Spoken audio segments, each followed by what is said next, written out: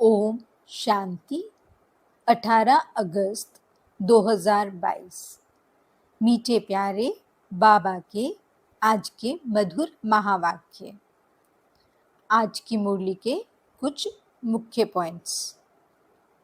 आज बाबा हमें समझाते कि वो आदि सनातन देवी देवता धर्म की स्थापना करते हैं। हम बच्चों की फर्स्ट क्लास प्रारब्ध बनाते हैं और धर्म स्थापन करके वापस चले जाते हैं। वो अपनी प्रारब्ध नहीं बनाते, बादशाही नहीं करते, क्योंकि अगर बाबा भी अपनी प्रारब्ध बनाएं तो उन्हें भी कोई पुरुषार्थ कराने वाला चाहिए होगा। फिर उन्हें कौन पुरुषार्थ कराएगा? उनका ड्रामा में पाठ ही ऐसा है। इसके विपरीत अन्य धर्म स्थापक अपना धर्म स्थापन करते हैं और स्वयं भी अपनी प्रारब्ध बनाते हैं। बाबा कहते, हम बच्चों को नष्टो मोहाबन एक बाप से ही अपना बुद्धि योग रखना है। देही अभिमानी बन यही शिक्षा धारण करनी और करानी है। मन वचन कर्म से भारत को सुख देना है। मुख से हर एक को कुछ ना कुछ ज्ञान सुनाकर उनका कल्याण करना है। शुभ चिंतक बन सबको शांति धाम सुख धाम का रास्ता बताना है। बाबा समझाते कि जैसे वो सदा बेफिक्र हैं, ऐसे हम बच्चों को भी फॉलो फादर करते हुए सदा बेफिक्र रहना है। हमें वायुमंडल पर अपना प्रभाव डालना है। वायुमंडल का प्रभाव अपने ऊपर नहीं आने देना, क्योंकि वायुमंडल हमारी रचना है और हम मास्टर रचयिता हैं। हर परिस्थिति में याद रखना है कि मैं विजयी आत्मा हूँ। फिर सदा बेफिक्र रहेंगे, घबराएंगे नहीं। बाबा कहते, यदि हम बच्चे प्रसन्न रहेंगे तो शीतलता का अनुभव करेंगे और नेचुरली निर्मल और निर्माण बन जाएंगे। तो चलिए सुनते हैं आज की बाबा की मीठी प्यारी मुरली। ओम शांति।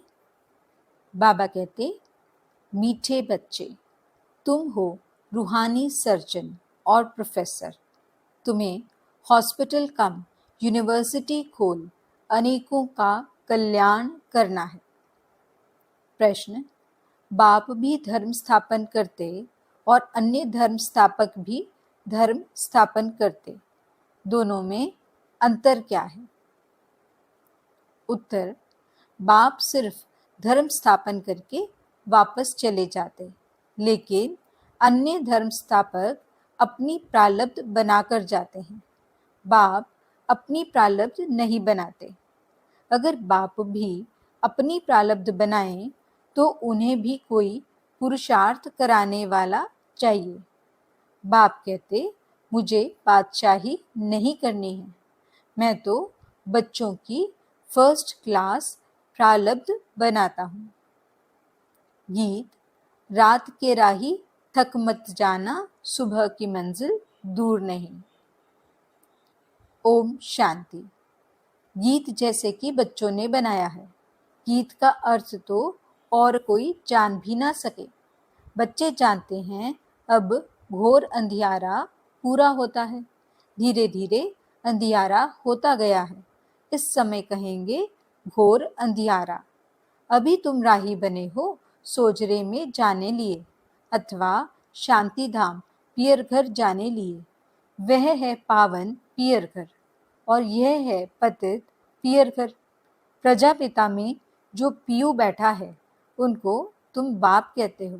वह तुमको पवित्र बनाकर अपने घर ले जाते हैं। पिता वह भी है, पिता यह भी है। वह है निराकार, यह है साकार। बच्चे कहने वाला सिवाय बेहद के बाप के और कोई हो न सके। बाप ही कहते हैं, क्योंकि बच्चों को साथ घर ले जाना है, पवित्र बनाया और नॉलेज दी। बच्चे समझते हैं पवित्र तो जरूर बनना है, बाप को याद करना है और सारे सृष्टि चक्र को याद करना है। इस ज्ञान से तुम एवर वेल्दी बनते हो। कोई कहते हैं हमारे लिए कोई सेवा बोलो। सेवा यही है, 3 पैर पृथ्वी के देकर उसमें रूहानी कॉलेज और हॉस्पिटल खोलो, तो उन पर कोई बोझा भी नहीं पड़ेगा। इसमें मांगने की तो बात ही नहीं। राय देते हैं, अगर तुम्हारे पास पैसे हैं तो रूहानी हॉस्पिटल खोलो। ऐसे भी बहुत हैं जिनके पास पैसे नहीं हैं, वह भी हॉस्पिटल कम यूनिवर्सिटी खोल सकते हैं। आगे चल तुम देखेंगे बहुत हॉस्पिटल खुल जाएंगे। तुम्हारा नाम रूहानी सर्जन लिखा होगा। रूहानी सर्जन और प्रोफेसर। रूहानी कॉलेज व हॉस्पिटल खोलने में कुछ भी खर्चा नहीं है। मेल अथवा फीमेल दोनों रूहानी सर्जन अथवा प्रोफेसर बन सकते हैं। आगे फीमेल नहीं बनती थी, व्यवहार कार्य पुरुषों के हाथ में था। आजकल तो माताएं निकली हैं, तो अब तुम भी ये रूहानी सर्विस करते हो। ज्ञान की चटक लगी हुई हो फिर किसको भी समझाना बड़ा सहज है। घर पर बोर्ड लगा दो, कोई बड़ी हॉस्पिटल कोई छोटी भी होती है। अगर देखो बड़ी हॉस्पिटल में ले जाने वाला पेशेंट है तो बोलना चाहिए कि चलो हम आपको बड़ी हॉस्पिटल में ले चलें, वहाँ बड़े बड़े सर्जन हैं। छोटे सर्जन बड़े सर्जन के पास भेज देते हैं, अपनी फ़ी ले लेते हैं, फिर समझते यह मरीज़ ऐसा है, इसको बड़ी हॉस्पिटल में ले जाना चाहिए, ऐसी राय देते हैं। तो ऐसे सेंटर खोल, बोर्ड लगा दो, तो मनुष्य वंडर खाएंगे ना। यह तो कॉमन समझने की बात है। कलयुग के बाद सतयुग जरूर आता है। भगवान बाप ही नई दुनिया स्थापन करने वाला है। ऐसा बाप मिल जाए तो हम क्यों ना वर्षा लें। मन वचन कर्म से इस भारत को सुख देना है। मन वचन कर्म सो भी रूहानी। मनसा अर्थात याद और वचन तो सुनाते ही दो हैं, मन मना भव और मध्याजी भव। बाप और वर्षे को याद करो, 2 वचन हुए ना। वर्षा कैसे लिया, कैसे गंवाया, यह है चक्र का राज। बूढ़ियों को भी शौक होना चाहिए, बोलना चाहिए हमको सिखलाओ। बूढ़े बूढ़े भी समझा सकते हैं, जो और कोई विद्वान पंडित आदि नहीं समझा सकते। तब तो नाम बाला करेंगे। चित्र भी बहुत सहज है। कोई की तकदीर में नहीं है तो पुरुषार्थ करते नहीं हैं। सिर्फ ऐसा नहीं समझना है कि मैं बाबा की हो गई, वह तो आत्माएं बाप की हैं ही। आत्माओं का बाप परमात्मा है, यह तो सेकंड की बात है। परंतु उनसे वर्षा कैसे मिलता है, वह कब आते हैं, यह समझाना है। आएंगे भी संगम पर। समझाते हैं सतयुग में तुमने इतने जन्म लिए, त्रेता में इतने जन्म, 84 का चक्र पूरा किया, अब फिर से स्वर्ग की स्थापना होनी है। सतयुग में और कोई दूसरे धर्म होते नहीं। कितनी सहज बात है। दूसरे को समझाने से खुशी बहुत होगी, तंदुरुस्त हो जाएंगे, क्योंकि आशीर्वाद मिलती है ना। बूढ़ियों के लिए तो बहुत सहज है, यह दुनिया के अनुभवी भी हैं। किसको यह बैठ समझाएं तो कमाल कर दिखाएं। सिर्फ बाप को याद करना है और बाप से वर्षा लेना है। जन्म लिया और मुख से मम्मा बाबा कहने लगते हैं। तुम्हारे ऑर्गन्स तो बड़े बड़े हैं, तुम तो समझकर समझा सकते हो। बूढ़ियों को बहुत शौक होना चाहिए कि हम तो बाबा का नाम बाला करें और बहुत मीठा बनना चाहिए। मोह ममत्व निकल जाना चाहिए।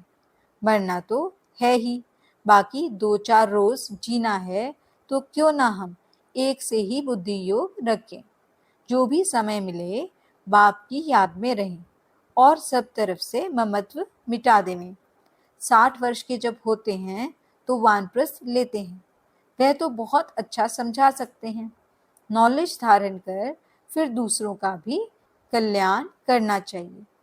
अच्छे अच्छे घर की बच्चियां ऐसा पुरुषार्थ कर और घर घर में जाकर समझाएं तो कितना ना नामाचार निकले। पुरुषार्थ कर सीखना चाहिए, शौक रखना चाहिए। यह नॉलेज बड़ी वंडरफुल है। बोलो, देखो कलयुग अब पूरा होता है। सबका मौत सामने खड़ा है। कलयुग के अंत में ही बाप आकर स्वर्ग का वर्षा देते हैं। कृष्ण को तो बाप नहीं कहेंगे, वह तो छोटा बच्चा है। उनको सतयुग का राज्य कैसे मिला? जरूर पास्ट जन्म में ऐसा कर्म किया होगा। तुम समझा सकते हो कि बरोबर इन्होंने पुरुषार्थ से यह प्रारब्ध बनाई है। कलयुग में पुरुषार्थ किया है, सतयुग में प्रारब्ध पाई है। वहां तो पुरुषार्थ कराने वाला कोई होता नहीं। सतयुग त्रेता की इतनी जो प्रारब्ध मिली है, जरूर ऊंच से ऊंच बाप मिला है जो ही गोल्डन सिल्वर एज का मालिक बनाते हैं और कोई बना ना सके। जरूर बाप ही मिला है। लक्ष्मी नारायण खुद तो नहीं मिलेंगे। ऐसा भी नहीं कि ब्रह्मा व शंकर मिले। नहीं, भगवान मिला। वह है निराकार। भगवान के सिवाय तो कोई है नहीं जो ऐसा पुरुषार्थ कराए। भगवानुवाच, मैं तुम्हारी प्रारब्ध फर्स्ट क्लास बनाता हूँ। ये आदि सनातन देवी देवता धर्म की स्थापना होती है। स्थापना यहाँ ही करनी है। कराने वाला तो एक बाप है और जो धर्म स्थापन करते वह तो एक दो के पिछाड़ी आते रहते हैं। धर्म स्थापन करने वाले प्रारब्ध बना जाते हैं। बाप को तो अपनी प्रारब्ध नहीं बनानी है। अगर प्रारब्ध बनाई तो उनको भी पुरुषार्थ कराने वाला कोई चाहिए। शिव बाबा कहते हैं, मुझे कौन पुरुषार्थ कराएंगे? मेरा पाठ ही ऐसा है। मैं बादशाही नहीं करता हूँ। यह ड्रामा बना बनाया है। बाप बैठ समझाते हैं, मैं तुमको सभी वेदों शास्त्रों का सार समझाता हूँ। यह सब है भक्ति मार्ग। अब भक्ति मार्ग पूरा होता है। वह है उतरती कला। अब तुम्हारी होती है चढ़ती कला। कहते हैं ना, चढ़ती कला सर्व का भला। सब मुक्ति जीवन मुक्ति को पा लेते हैं।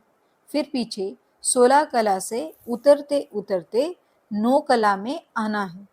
ग्रहण लग जाता है ना। ग्रहण थोड़ा थोड़ा होकर लगता है। यह तो है बेहद की बात। अभी तुम संपूर्ण बनते हो। फिर त्रेता में 2 कला कम होती है, थोड़ा काला बन पड़ते हैं। इसलिए पुरुषार्थ सतयुग की राजाई के लिए करना चाहिए। कम क्यों लेवें? परंतु सभी तो इम्तिहान पास कर नहीं सकते जो 16 कला संपूर्ण बने। बच्चों को पुरुषार्थ करना और कराना है।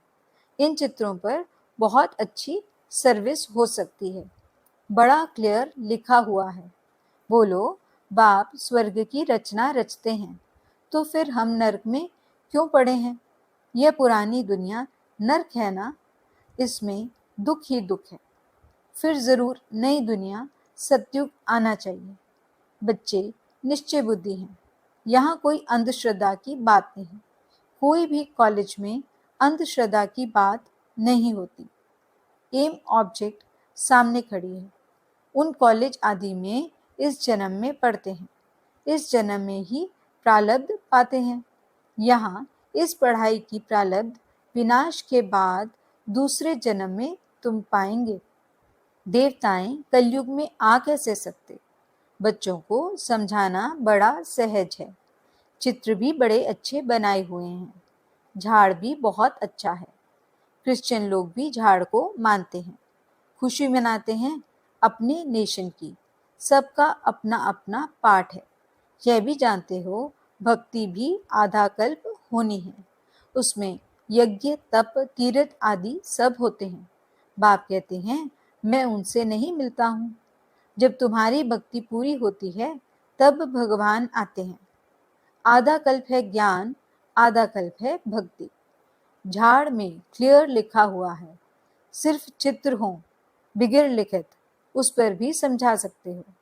चित्रों तरफ अटेंशन चाहिए। इनमें कितनी वंडरफुल नॉलेज है। ऐसे थोड़े ही कि शरीर लोन लिया है तो उसको अपनी मिल्कियत समझेंगे। नहीं, समझेंगे मैं किराएदार हूँ।